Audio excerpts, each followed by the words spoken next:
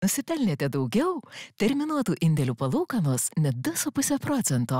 Inbank.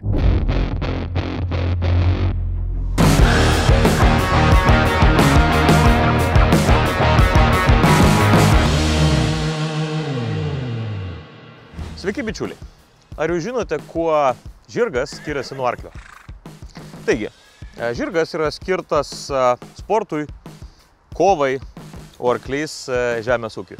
Tai šiandieną pakalbėsime apie tai, ko jūs prašėte jau kurį laiką iš Vanagas Extreme Machines. Šiandieną mūsų svečias, pirmasis, bet tikrai ne paskutinis, Ferrari. Ferrari 488 Spider.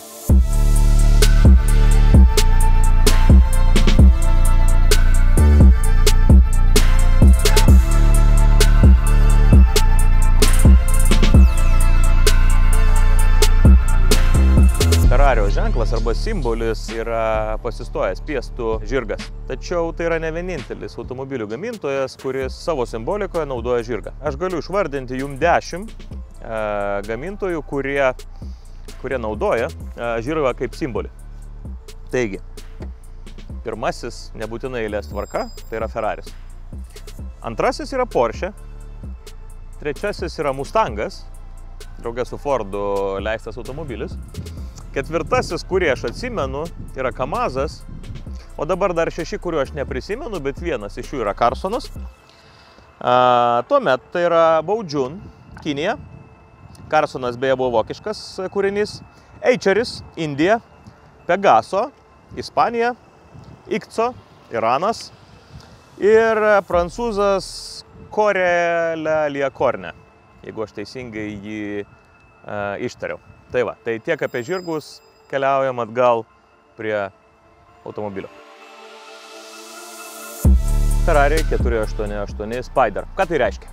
Ferrari yra pabrėžtinai sportinių arba sportiškų automobilių gamintojas. 488 modelis reiškia, kad jo tėvas, prieš tai buvęs modelis, buvo 458. Tai tiesiog yra modelio pavadinimas. Spider tai reiškia, kad tai yra kabrioletas. Arba kitaip tariant, šis unikalus automobilis turi galimybę būti kabrioletu, arba net gal galima būtų jį pavadinti targa, arba jisai turi kietą stogą ir tuomet jisai tampa kupė. Kaip tai vyksta, aš jums parodysiu truputėlį vėliau. Pakalbėkime apie bolido išorę. Aerodinamikai Flavio Manzone, tai yra konstruktorius, dizaineris, kuris Ferrariui padėjo sukurti apie 20 įvairiausių modelių, aerodinamikai skiria pakankamai daug. Tikrai mes matome, kad tas automobilis turi specialią aptakią formą. Čia yra daug visokiausių sprendimų. Kad ir priekinis automobilio bamperis, kur nemažai technologijų arba techninės minties yra pasiskolintos iš Formulės 1.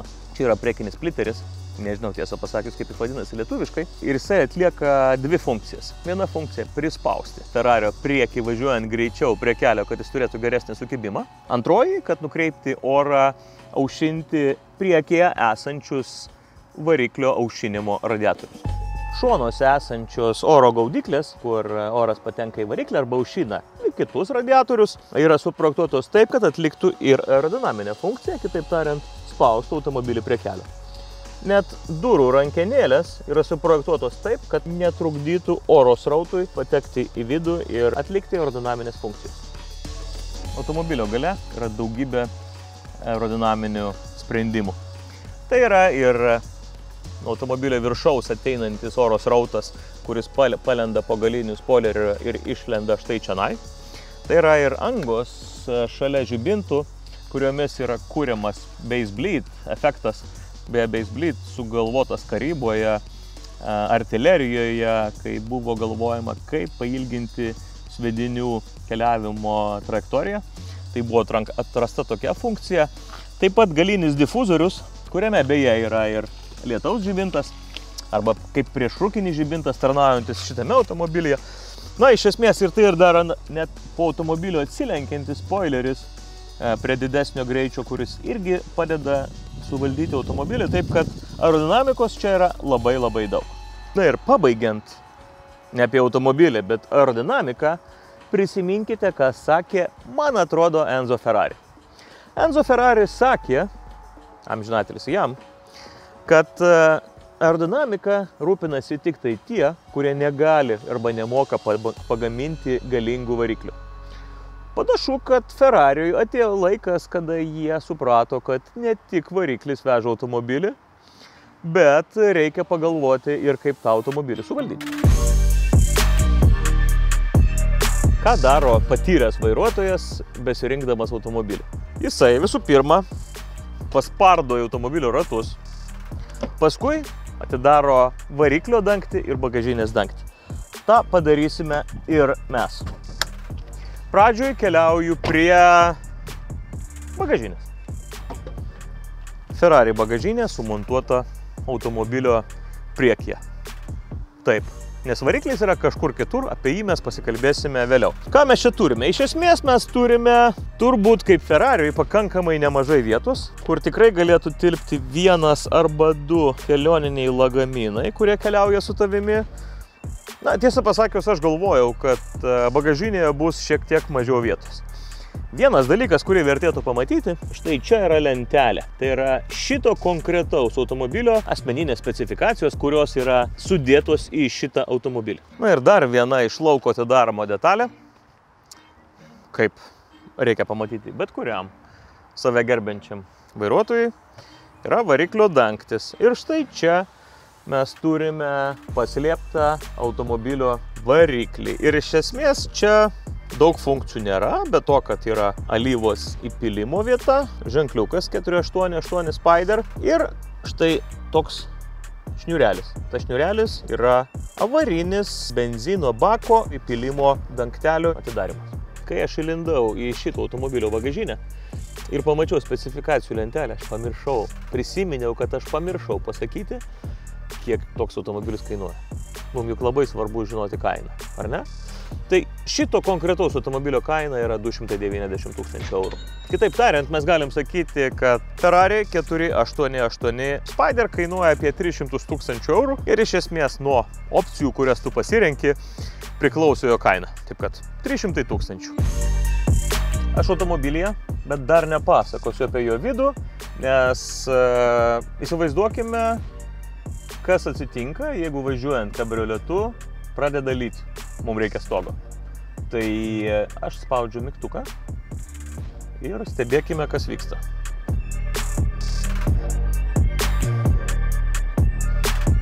Iš esmės reikia 15 sekundžių, kad kabrioletas virstų kupe arba atvirkščiai.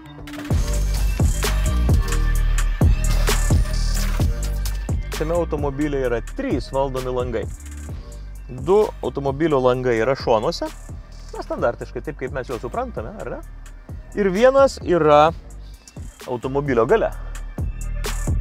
Trečiasis langas yra sukurtas tam, kad kai tu važiuoji su stogu, gali atidaryti automobilio langą ir išgirsti gale riaumojančio variklio garsą, geriau išgirsti variklio garsą. Arba galinis langas suteikia aerodinaminį efektą, kai tu važiuoji be stogo virš savo galvos. Ir tokiu atveju tu gali padaryti tam tikrą mikroklimatą automobilio viduje, kad tau neužpūstų per daug vėjas ir plaukam nepridarytų rūpesčių. Tiem, kas plaukus turi ant savo galvos. Mažiau kalbų, daugiau darbų, segamės diržus. Užvedam automobilį ir čia braškė sustiksim kompote.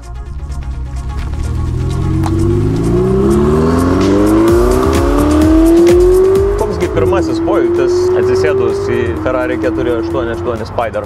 Viduje netikėtai nemažai vietos. Taip, tai yra tik dvivietis automobilis ir mums už nugaros yra variklis, bet iš esmės vietos yra tikrai pakankamai erdviai, nebūdingai daug lyginant su tuo, kad tai yra sportinis automobilis. Na, sportiškas automobilis.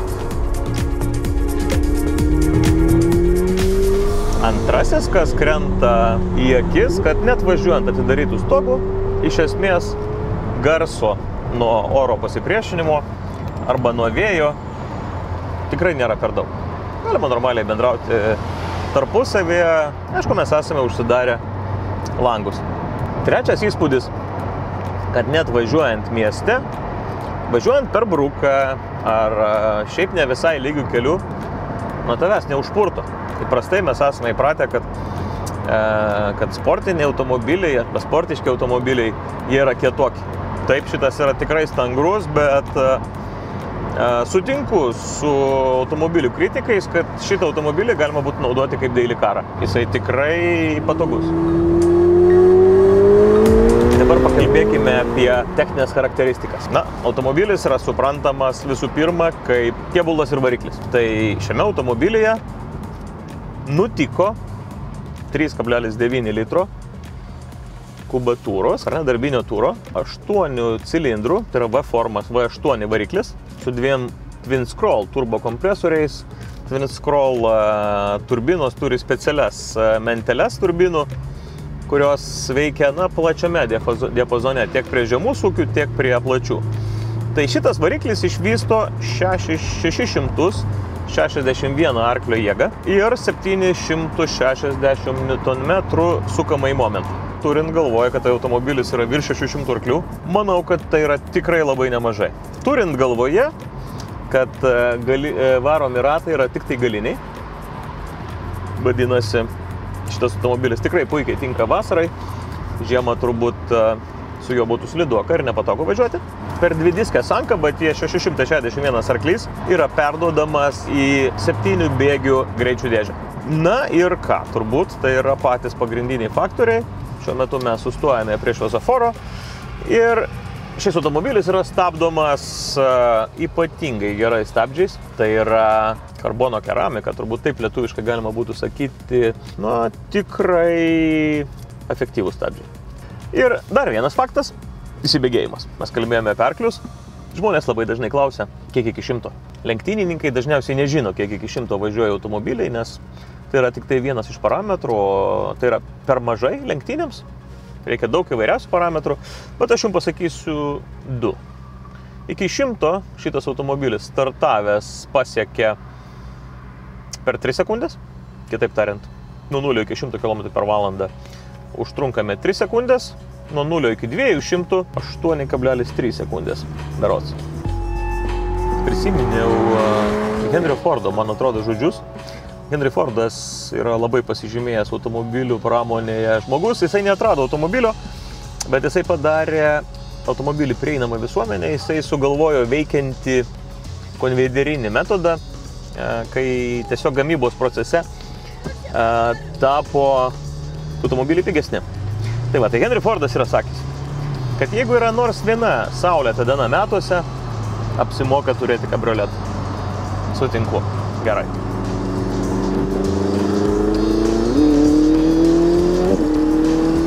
Šiuo metu automagistralėje važiuoju leistinų maksimalių 130 km per valandą greičiu. Ką aš jums galiu pasakyti, kad iš esmės, triukšmo truputį daugiau, vėjo keliamo triukšmo, bet jisai yra, neprincipialus. Viduje nejaučiu per daug vėjo gūsių, jie praeina tik tai per mano galvos viršų, tuo pakeldami truputėlį mano plaukus. Visa kita puiku. Bet manau, kad likusią kelionės dalį mes pasikelsime stogą ir iš kabrioleto tapsime kupė. Atsisėdus už Ferrari 488 vairo, tu matai priekyje savęs esantį variklio sūkių rodmenis, tachometrą. Ir iš esmės tu matai 2 borto kompiuterius. Vienas yra kairėje pusėje, kitas yra dešinėje pusėje.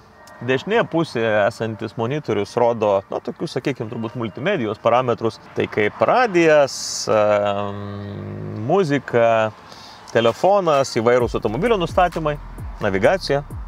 Kairėje pusėje yra daugiau techniniai automobilio duomenys, kaip turbinos slėgis, kokios jėgos veikia automobilį.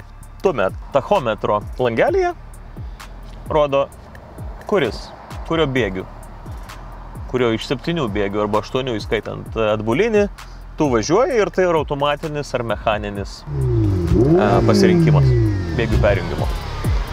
Vairas turi savyje daug visokiausių funkcijų. jo turbūt norėjo parodyti šiek tiek, kaip vairai atrodo Formulė 1. Aišku, čia nėra Formulės 1 vairas, bet ant šito vairo yra daugybė opcijų, kaip galima reguliuoti automobilį. Visų pirma, jeigu mes norime užvesti automobilį, mes turime mygtuką ant vairo. Mes jį paspaudžiame, Ferraris užsivedė. Mes jį paspaudėme, Ferraris išsijungė. Taip pat ant vairo yra amortizatorių nustatymo kietumas. Iš esmės tai yra dvi funkcijos. Normalus sportiškas arba bumpy road, kas yra nelygus kelias. Ant vairo mes turime galimybę įjungti ilguosius žibintus automobilio. Pakankamai neįprasta, bet posūkius tu rodai ant vairo esančiuose mygtukuose, šitas į dešinę, šitas į kairę. Jeigu mes esame įpratę posūkius junginėti čia, nieko nebus. Čia toks pakankamai neįprastas reikalas. Taip pat ant vairo mes turime signalą, kitoje pusėje taip pat. Ant vairo mes galime įjungti ir išjungti valytuvus. Ir šituo jungikliu mes galime iš švelnaus ir greito katino paversti jį riaumojančių monstrų. Kitaip tariant, jisai turi kelias variklio valdymo ir automobilio konfiguracijos kelis modulius, kurie vadinasi wet, šlapiai kelio dangai, sport, kad yra sportiškam važiavimui, race. Na, suprask, kad su race moduliu tu gali važiuoti praktiškai lenktynės. Ir taip pat tu gali išjungti visiškai visas automobilio kontrolės, kad būtum tik tai šito automobilio vairuotojas ir nuo tavęs viskas priklausytų. Tai turbūt mažiau patyrusiems vairuotojams nesiūlyčiau šitam automobiliai išsijungti visų kontrolių, bet su race modu važiuoti tikrai galima. Greitai važiuoti. Šie klavišai reguliuoja dešinįjį kompiuterio langelį su visa multimedija, telefonais, navigacijom ir taip toliau. Čia mes turime oro kondicionavimo ir įvairių reguliavimų, kokį vidinį komfortą automobilyje mes norėtume turėti. Štai taip atrodo Ferrari raktelis. Ir jeigu mes kalbame apie jį, tai jisai turi specialią vietą automobilį. Įstatyti štai čia. Tuomet, keliaujant automobilio salonu, mes turime mygtukus, kurie susiję su važiavimu. Ir mygtukas įjungia atbulinę pavarą. Paskui pavaras jungiame svirtelėmis, šiomis karboninėmis svirtelėmis prie vairo. Pavaras aukštiname dešinėje svirtelę, o pavarą žeminame kairiąją svirtelę esančią šalia bolido vairo. Automygtukas reguliuoja greičių dėžę, kitaip tariant, jį paspaudus tu arba turi automatinę greičių dėžę, arba paspaudus kitą kartą tu junginėjai bėgius pats su svirtelėmis šalia vairo. Mygtukas launch reikalingas benzingalviam ir tie, kurie nori labai greit startuoti. Tai mygtukų launch tu startuoji automobiliu. Beje, aš jums galiu parodyti, kaip tai daroma. Pažiūrėkit, mes tą darysime labai iš lėto, bet jūs suprasite principą. Tuo aš jums jį paaiškinsiu. Mes kalbėjome apie tai, kad šitas bolidas iki 100 km greitį gali pasiekti per 3 sekundės. Norint tai padaryti, mums reikia pagalbos. Kadangi automobilis yra ypatingai galingas, 661 arklys ir tik galiniai varomi ratai, yra daug problemėlių. Jam labai nesunku prasukti ratus. Tokiu atveju yra speciali launch kontrolė arba žmogiškai tariant starto kontrolė. Norint startuoti su šituo 661 arklį turinčiu bolidu iš vietos, kai yra tai varomi tik galiniai ratai, yra pakankamai keblokai, nes ratai labai nesunkiai gali prasisukti. Tam yra mygtukas launch kontrolė. Kitaip tariant, starto kontrolė. Ką aš padarau? Aš kairę koją prispaudžiu stabdį ir laikau jį paspaustą. Paspaudžiu launch mygtuką. Tuo metu paspaudu akceleratorių iki galo, jisai riboja sūkius, atleidžiu stabdį ir automobilis startuoja. Kaip tai darosi, pažiūrėkit.